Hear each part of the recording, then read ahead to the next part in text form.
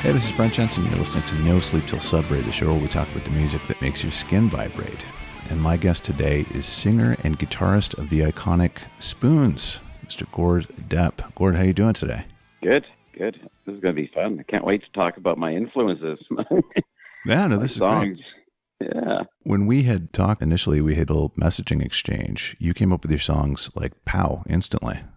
You know what? I don't know how that happened because the moment I got one, it kind of cascaded into the other. And I try to sort of not, people I expect them all to be 80 songs. And I think there's maybe one in there. They really span across all kinds of decades and some surprises, I think. Mm-hmm. But I like what you did here because this spans your time up until now, I believe, right? Right from childhood. Yeah, pretty well. And certainly, like everybody, certain songs stick with you for a lifetime. And sometimes you don't hear them again until you're older and it reawakens all these feelings. And especially when you were young and music was so impressionable, right? Certain songs that you hear them now, you might kind of say, oh, whatever. But as a child, they really hit you. So whenever you hear them, they're like a trigger. Oh, absolutely. Yeah. So before we get into those, Gord, some people might not know now, and I didn't know this till recently, that you also play guitar with a flock of seagulls. How did that come about? Yeah, really. I know. I've been their guitar player for the last 3 years and touring like crazy. They said they haven't played as much since like 82 or something right now. It's just mental. We do big 80s tours every summer and go to Europe, and we played the Greek Theater last year and did the biggest 80s show in all time in Vegas with like 16 bands and over 8 hours. And so I met them actually originally, or Mike anyway, very quickly in 82. Spoons opened for the Police. There was a thing called the Police Picnic at CNE Grandstand in Toronto. And it was the Police, Talking Heads, Joan Jett, a bunch of bands. And Flock of Seagulls and Spoons were the two young bands on the bill. And I remember going there like a Talking Heads fan, but leaving, wow, this Flock of Seagulls band is really weird, Yeah. Especially the guitar playing I found really intriguing. It was kind of like 80s riff rock, the delays and choruses and stuff that I was kind of playing with. Yeah. Anyways, flash forward like 30-something years, Mike came up for some charity thing up here in Mississauga. He didn't have a band with him. He'd just done the same thing in New York City with another band. And he said, whoever's playing that night, he didn't realize it was the Spoons that he'd met back in 82. Oh. Maybe they could learn a couple of my songs, and I just come up and do something. So we did. I remember him kept looking over at me, smiling, like, oh, that's nice. And maybe he remembers me or something, which I don't think he did. I guess he liked what he heard, and he wasn't happy with the guy he had at the time. Like a year later, he calls me. I'm in Italy with my now wife, having a pizza and a glass of wine on a piazza somewhere, and I get this text. I'm like, he doesn't say much. He just gets right to the point. You want to join the band? Wow. I said, wait a second, what band? Who? And it's just worked out great. This guitar playing for the Spoons and Flock is kind of similar, same sensibilities. We both use kind of similar gear back then. So I pulled out all my 80s stuff, old pedals and things to get those. And he was impressed because their last guy, great guitar player, session guy, he kind of just took it in a different wrong direction, like gear wise and even sound wise. And no, you gotta be true to the original. So I kind of just brought back the old Spoon stuff that I used to use, and it was pretty well the same sound. That's great. It's good stuff, and it's sort of come full circle. I mean, all those sounds and bands in general. I think that's why younger bands are liking 80s music, because a lot of the bands that are out now use a similar philosophy. The same kind of they're back in the drum machines, back in the synths, back into chorus, which is an effect on the guitar you kind of avoid it through the 90s. Yeah. But especially the 80s. What a phenomenon to be part of. I think it's just another genre that's here to stay. It's not just a nostalgia thing. Oh, there's no question. These things in terms of popularity might tend to be cyclical, but, they will never, ever go away. The 80s will never go away. Which is good or bad in some people's thinking, I guess. Well, I mean, the 80s is a strange time, right? I was talking about Nova Heart earlier. You think about how people dressed, and it was pretty extreme, right?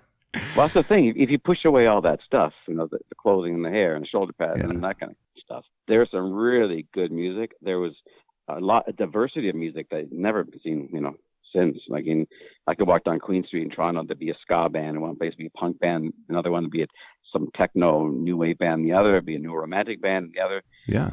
Just so much style, and it wasn't always about how great you were on your guitar, just the kind of cool, strange sounds you could squeak out of it. And so that's why some of those songs have lasted so long. If you strip away all that excess stuff, they're great songs.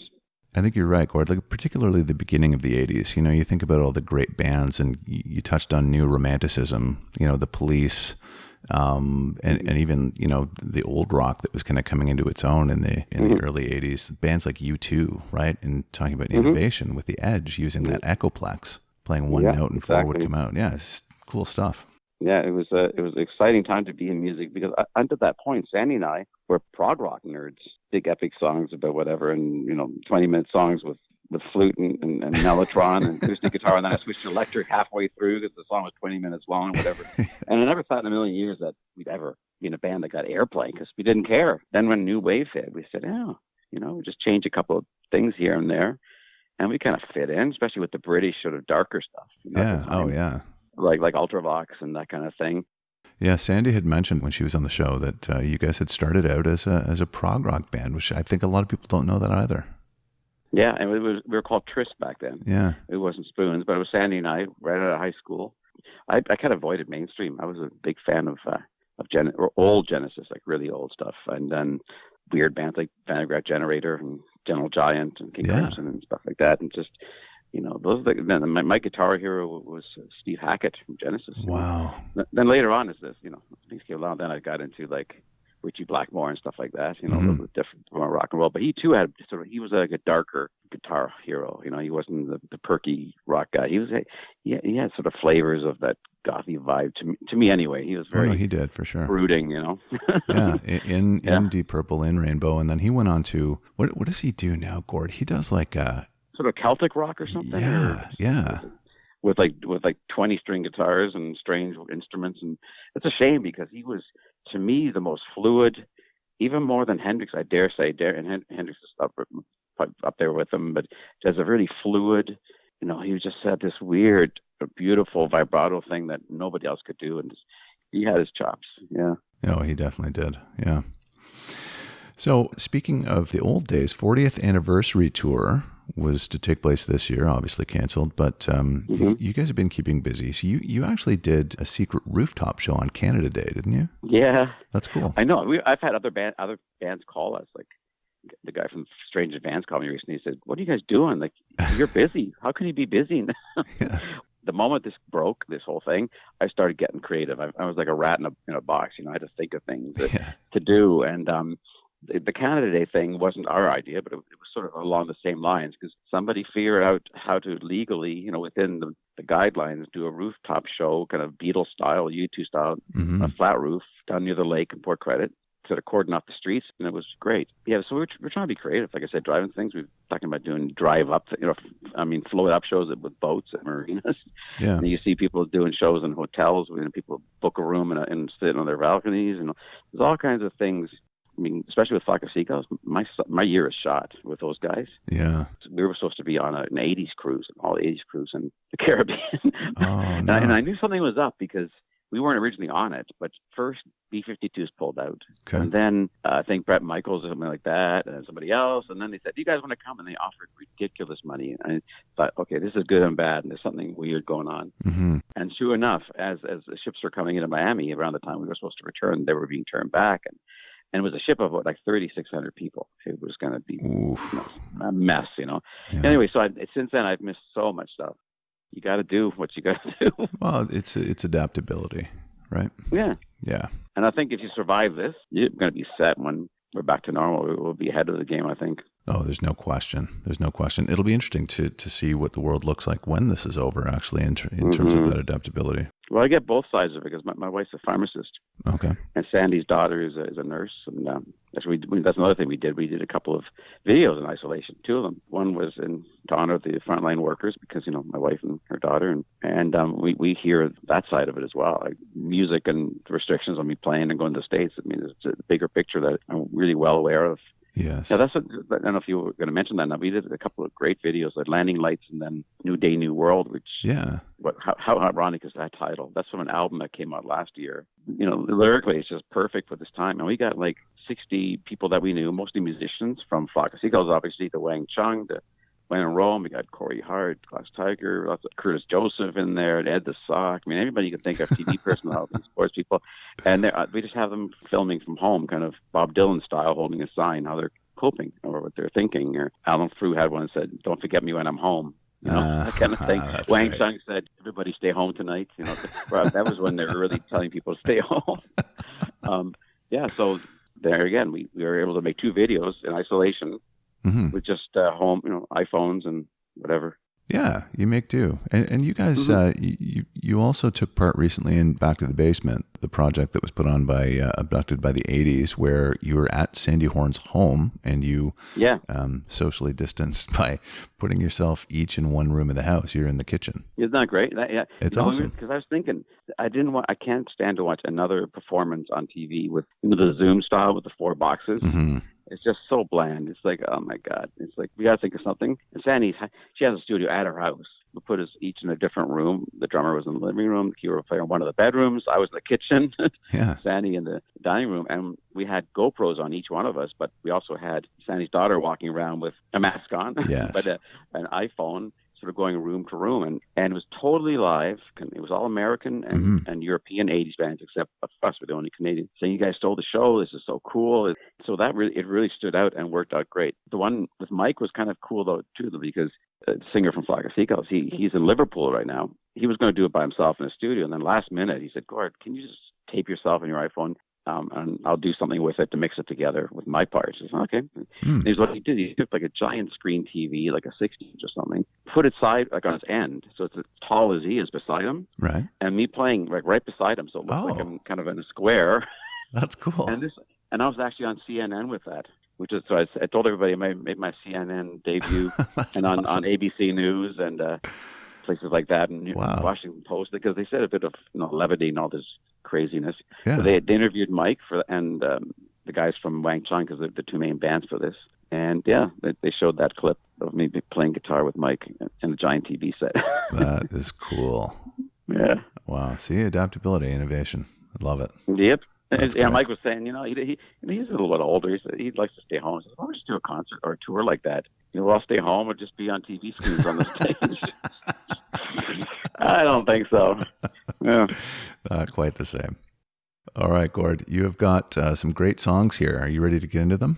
Yeah, I hope I don't shock some people with some of my choices. No, this is cool. Obviously like a lot of current stuff. I like a lot of 80s stuff, but I went for the songs that the moment I hear the name, it kind of evokes something. It's whether it was when I was a kid or now or forever. Some songs will never lose their effect on me. Yeah. So the first one here, we'll start with the Verve and Lucky Man from Urban Hymns. Yeah, I think I've come to the conclusion that the Verve is my favorite band in the world right now. Nice. It's just, so they had to put one of their songs in there. We got married last year, just October. Luckily, we did it last this year. My wife Megan and I, and we got married in Florence. How beautiful is that? And Nice. we had like a little wedding there, and then brought it back here. But that was one of the songs we had played on violin on the rooftop of this hotel in Florence, overlooking the city. And in general, that band, they weren't one of the bands I probably would have noticed, because they're coming out of the 80s. But as I've grown musically, they've taught me a few things that I've actually applied to Spoons. They're kind of masters of the slow build, the way Richard Ashcroft draws out a song and stretches it and the grooves and stuff, and just something really where I think they took over from me. I used to love Oasis, I still do, but they kind of nudged them out of the way a little bit. But Lucky Man is just it's a good representation. I don't want to pick Bittersweet because everybody would pick that one. In a funny way, it's kind of part of the movement that kind of pushed the 80s out of the way, that whole Manchester sound and yes. And of course Seattle grunge thing, but Manchester had their own scene in the 90s, and that's right. Yeah, and then it took me a while to really come around to loving it. Yeah, so it started off as a bad thing. Now it's a good thing. Oh yeah, it was great. The Charlatans, part of that. For sure. The Manchester scene, it was called. Yeah. And Spiral Carpets and and there's bigger bands too that I just can't think of them right now. But yeah, and I'm glad you said that about Oasis, because the Verve for me is kind of like my preferred Oasis. I know that some people might throw rocks at me for that, but Bittersweet's one thing, but like Lucky Man, they have this way of, like you said, it's very atmospheric and there's a bit of a melancholy there. And they can be so beautiful. It sounds like sonnets, or then they can really rock like This Is Music and that kind of thing. Just grinding one chord pretty well, like nobody else. It's so effortless. It's not trying. It's just him. That's right. He's kind of this grumpy guy. If everybody remembers the video of him walking down the street. Yeah. And for, I think, Bittersweet, pushing people out of his way. That's right. And you're thinking, he must be another Liam Gallagher. Yeah. With his attitude and stuff. I don't know what he's like in person, but they don't care. He's just great. Yeah. So next, you've actually got an Oasis song here. So Don't Look Back in Anger is next. They were pretty much my favorite band of all time until the Verve. And they still both are. And I thought Noel was the genius in the band. He is a certain degree, but his brother's come up with some amazing stuff on his own, especially on his solo career. Those guys were just the perfect rock pop band. And as I sort of hinted on, coming out of the 80s and being upset for a little while because spoons meant nothing for a while, you know. And when Oasis came around, they like saved me. This is great. I don't need synthesizers. I can live with great guitars and great melodies. And if anybody's a Beatles fan, you know, they're kind of the current beefed up, rockier, more attitude version of the Beatles in a way, you know. That's right. And I love that scene. I've always had a fascination for all things British growing up, you know, and I think that's why there's a couple of British bands in here. Not just the music, it's just TV, you know, from The Avengers growing up to The Prisoner TV series. All these things that affected my lyrics and a certain sound and attitude that's totally different than America. And these guys captured it. I mean, how more British can you get than Oasis? You know? Oh, exactly. Yeah. It's just in your face, soccer hooligan type of thing. I think Oasis and Verve will always be at the top, sort of juggling back and forth for first place, I guess. Yeah. So you said The Prisoner earlier, British television. Mm-hmm. Now, you know Richie Blackmore. You've obviously heard of Iron Maiden. Do you know about the Number of the Beast thing with Iron Maiden, The Prisoner? They kind of played off of that for the album, or? Yeah, they wrote a song called The Prisoner, but they had voiceovers from like a sampling of like I'm not a number, I'm a free man. That's it. That's exactly that's how the song starts. Yeah. Isn't that hilarious? It's great. You know what? Well, we did the same thing with our first, not voiceovers, but our very first album, Stick Figure Neighborhood. Yeah. Which is kind of almost like The Village in a way, as if anybody knows the show where he's kept captive in this village. But Stick Figure Neighborhood is kind of like that. It's about suburbia, but it's also kind of a prison, you know, especially as a young band coming out of Burlington. It's like our little fake little world they have to break out of. It's almost like the Truman Show, you know, kind of thing, a perfect little, and that's what The Village was like. And that's so our first album, Stick Figure Neighborhood, it was kind of a tribute to Number 6. It actually has a thank you on the back. It says, you know, thank you to all these musical people. Then it says, and to Number 6 for inspiration. No way. Yeah. And if you go on, here's another cool thing. Maybe people don't know this, but on vinyl, especially in the old days, on the middle ring around, you know, where the label is on a record, there's usually a number there that's etched by hand by the lacquering place. Yeah. And sometimes if you were there, they would let you put something there, like write it in. Seriously? Yeah. Well, look at some of your old albums. You'd be amazed what you find. Oh, and he said, "Do you have anything you want to put there?" And I thought, I couldn't think of anything. So I kind of made the A side, the first episode of The Prisoner, and the second side, the other side. So if you look carefully, it says Arrival, which is the first episode. And if you look on the backside, it says Departure. I don't think the last one is called Departure, but it just made sense for this. Yeah. So, and it's funny who you meet when we do these 80s tours. Last year, we, like I said, go anywhere from 10 to 15 bands. The Vapors were on the bill. Oh, nice. Turning Japanese. Yeah. And the guy walks in the first day, and we hit it off immediately because he was wearing a Prisoner T-shirt. What? And he was like right from there. He's been there many times. And, you know, it's in Wales actually, where the Prisoner Village is, and he had a Prisoner T-shirt on. So wherever we talk or online or stuff, we always make little references to that. And actually, and here we go, is another one. Nick Feldman, the second half of Wang Chung, he's the tall bass player guy. Mm-hmm. He just recently commented something. We were talking about The Prisoner. His aunt or grandmother or something, she did the voice for the intercom every morning. You know, when he would get up, you know, it'd say like, "Good morning, citizens. Today's flavor of ice cream is strawberry." You know, that kind of creepy voice. That was. So they all have connections to The Prisoner.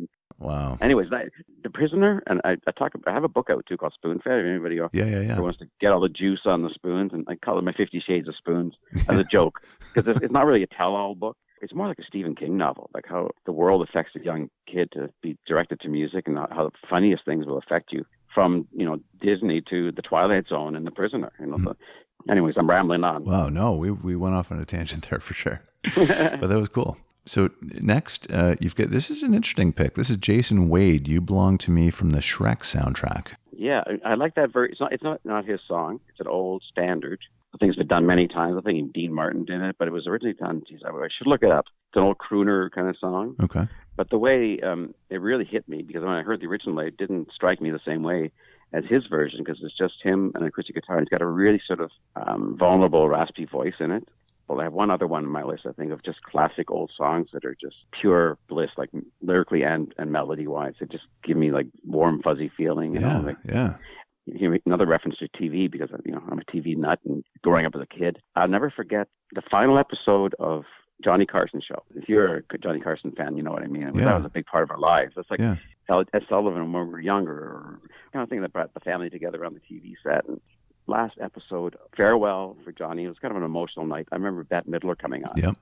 And she sang an a cappella version of that song and brought everybody to tears. It was just including perfect for that moment. Yeah, I watched that. It was brilliant. Oh, it tugs at your heartstrings. It could be your partner, it could be your parent, it could be anybody. It's just or Johnny Carson.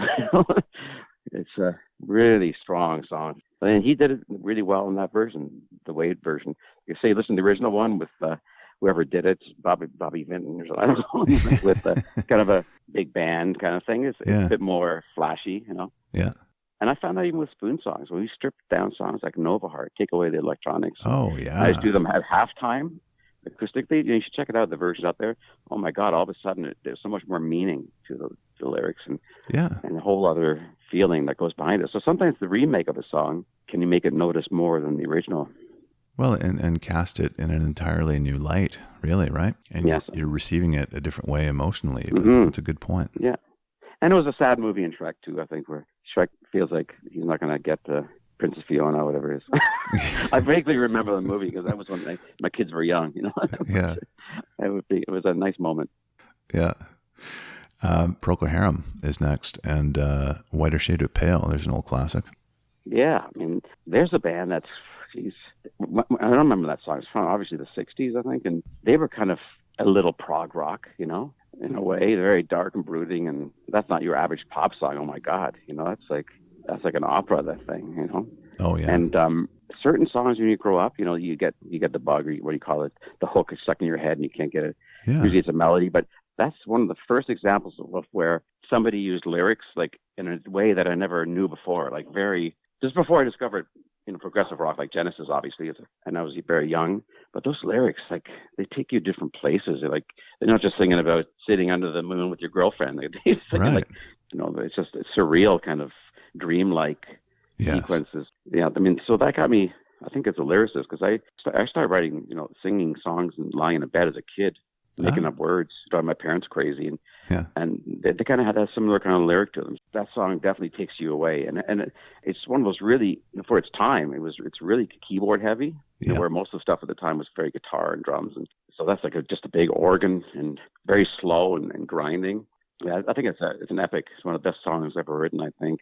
The lyrics paint a picture. And I mean, you know, you're talking about being younger. I think that there's a certain time in your life where you're completely dialed in, completely hypersensitive to receiving things like that. And I know that I certainly was. And certain songs come to you at certain times of your life, and you key into them, right? And you never forget that sensation. Yeah. Absolutely. Especially something like that. I mean, there are pop songs that stick with you, but as far as songs go, that was an epic, right? You think of the scope of it. And I think that got me on the road to wanting to be in a band like that, you know. I wanted to do something big and grand and majestic and, you know. Yeah. I mean, we obviously wrote some poppy songs too, but like with Arias and Symphonies and Nova Hearts, we tried to be kind of big and symphonic. And you succeeded. Yeah. I hope so. Thanks. Yeah. Well, Spoons is an iconic Canadian band for that reason. That's one of the reasons why, I believe. Yeah. Next, so swinging back the other way, is When in Rome, The Promise. The only 80s song that really got in there. It's just, those guys are on the tours that we do every year, and they become good friends, those guys from When in Rome. Mm-hmm. And that song is like my favorite song of the night. Again, it's two kinds of songs, and sometimes I even write albums that way. I was thinking, you know, this is our sort of light, have fun album, you know, like My Traffic, Sound Lies. It sort of doesn't tug at you very much. But then we do other albums that kind of go deep and get you sort of, you know, I guess give you goosebumps or make you feel emotional. That's definitely one of those 80s songs. You know, it's not like Whip It by Devo or something. It's just a great song too, but it's just like, it's like an epic too. It's like on the scale of Whiter Shade of Pale when you hear it live. It's a big, beautifully crafted song. And there's kind of a cool thing going there too, which I kind of admire. They have two lead singers, trade off lines. One guy sings high, the other one sings low. And you know, it was hard to pick one 80s song, but you know, and it's kind of the same. You can see my songs all had sort of a big anthem-y vibe to them. You know, they're sort of a big. I didn't go for the the straight rock and roll or pop songs. And this is kind of in that category, I think. But one thing I did notice about this list is that they all contain a certain level of sentiment, as this one does. There you go. Yeah, exactly. Yeah. See, you notice these things. I didn't even think about that. It's right. Yeah, no, I noticed that right off the bat. I think that's fantastic. I'm a very sentimental person. That's me. Yeah. Well, music enables that, I think, doesn't it? Yeah. Yeah, and it's I guess a tool for sentimental people or emotional people or sometimes crazy people. Certainly. I think it's a plus when it comes to being creative. So it allows for this connectivity between people. I find I've always found that about music, and I've always been fascinated about that as it relates to music. That's why I don't understand sometimes when you hear music, maybe more the newer stuff, that you listen to it and it leaves you flat. It's got a good Greek groove to it. You don't feel anything. It doesn't sound like the singer is feeling anything. Nobody's feeling anything. It's just they've recorded the parts and it's sort of predictable and same old thing. But there's no vibe. I'd rather hear somebody sing out of key a little bit and have feeling and reality and like Imperfect and Real. That was one of the songs from our albums. That's hard to find these days. On the show, we talk about that all the time, and the mistakes and the blemishes can be what make performances truly great. You go back in history and think about all those old records, especially the live ones, and the true spirit of the album comes through oftentimes, the mistakes being left in because it just adds to the authenticity. I agree. Yeah. And, you just set up my point perfectly with this last tune, because it's as time goes by with Dooley Wilson. When I saw this on your list, I thought it's that song from Casablanca. Play it again, Sam. And I love that that you have this on here, because those old classics do churn up that sentiment, and they don't leave you flat. And what I love about this song and a lot of the old classics, actually, Gord, is that they have a very even and pronounced vibrato in the vocal performances. You think of a song like To Sir With Love by Lulu. They just have that really, like, they mean it. You know what I mean? The singer means it. I know. And a lot of those voices, like his voice in that is from the movie, because the movie's old and a little shaky, but when you see it, it's just kind of vulnerable and rough. And, that song, we're talking about sentimentality, that's like the ultimate, I think, of all time almost. For sure. Definitely. And even if you haven't seen the movie, it helps if you see the movie, but and it was that, I can't remember, was that who wrote that song? It was written by a guy, his name starts with an H. This is written in 1931. Jorge Carmichael. That's it. Yeah. He was what a writer, but that song, and lyrically too, it's kind of like You Belong to Me, paints these pictures of exotic places, and that's what Casablanca was all about, like this imaginary city, Casablanca, which is a real city, I guess, but not like that, and it just, it's just, and whenever I hear it, I'm transported back to those scenes in the movie, but also back to a childhood when you hear things like that and you're overwhelmed, Oh, yeah. And that's the sad thing about getting older, with anything you do in life. You lose that childhood appreciation or effect of things on you. Like, no, that's not necessarily being jaded. It's just repetition, right? It's like the Beatles could be your favorite band in the world, but once you've heard, Hey Jude, thousandth time, it gets a little. But when you first hear these things, I wish there was a switch. Especially as a songwriter, you switch it and you're back to the beginning again. You write with a clean slate and really fresh. And to hear things like that would be amazing too. To be affected by music and movies and painting, whatever, when you were just vulnerable and not judgmental really about things yet. Yeah. And but that song, man, no matter what, there's certain things, and like, you go back and see a movie you think was the best movie you ever saw as a kid growing up, and you watch it now, you go, oh, maybe not.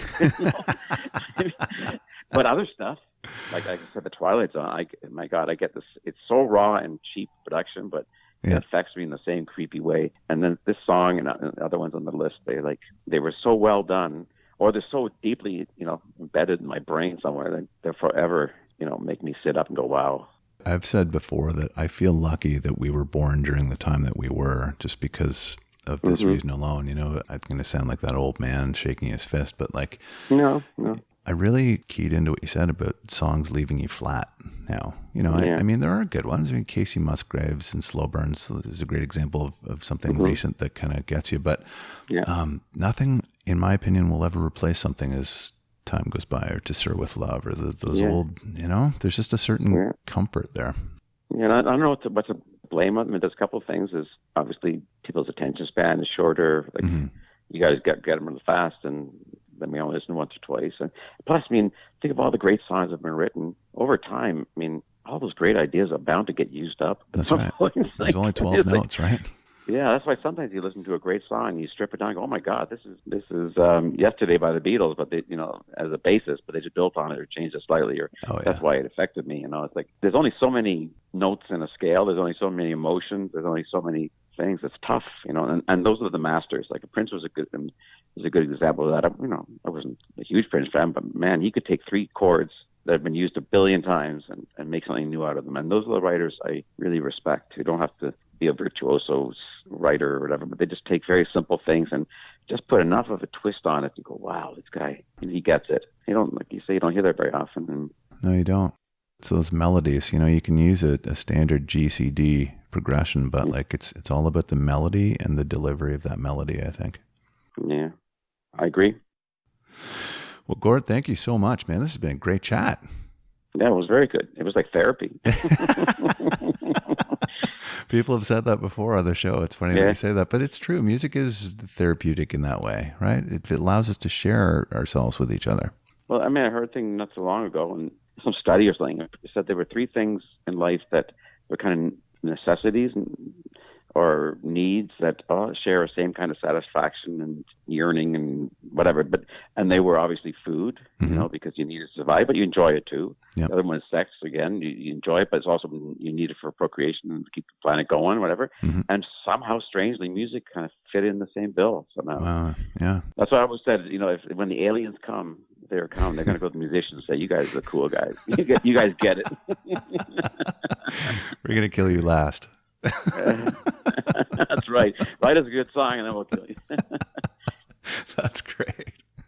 Yeah. It's true. It's funny because Mike Score, we do a lot of long drives and talk, and he's a very quiet guy. And he's actually very, again, he's a very simple writer, but his ideas are fresh. That's what I like about him. He's like, they said something a little bit different than other people at the time. But anyways, his song Nova Heart, our song Nova Heart and his song Iran came out within weeks of each other. Yeah. If you listen to them, very similar, like Tari sort of chorusy delay things, the drum machines, whatever. And they both have sort of space-inspired lyrics to them. It starts off, I walk along the avenue, and then Nova Heart is the gentleman of the world. I walk your streets along, it's like, what? Right away. Wow. It's like, and then the chorus dips down, like in both songs. And then it's about his is sort of about abduction, I guess, alien abduction or something. And ours was about Nova Heart is kind of like an all-encompassing spiritual space thing. It's like, I was inspired by science fiction, like Isaac Asimov as I was a kid, Arthur C. Clarke's Childhood's End, stuff like that. So not your average pop songs, right? So I said to Mike, I think that year in '82 when we wrote the songs, we were both abducted by the same alien. And this is what came out of it. So what good or bad came out of it, I don't know, but there's something going on there. Well, we should be thankful to the aliens then, because we get 2 great songs out of it. Thanks. Oh, Gord, thank you so much for doing this. I really appreciate it. This has been a lot of fun for me. I didn't ramble too much, and you have to edit it down quite a bit. No, God, no. It's fantastic. This is the place to ramble. Okay, good. All right. Well, thanks for this. It was great. Oh, thank you. I appreciate you taking the time. Oh, thanks so much. All right. This has been No Sleep Till Sudbury with Brent Jensen and my very special guest, Mr. Gordon Deppe of the Spoons. Till next time, folks. Take good care. Brent Jensen is the best-selling author of No Sleep Till Sudbury, Leftover People, and All My Favorite People Are Broken. All titles available in stores and on Amazon worldwide.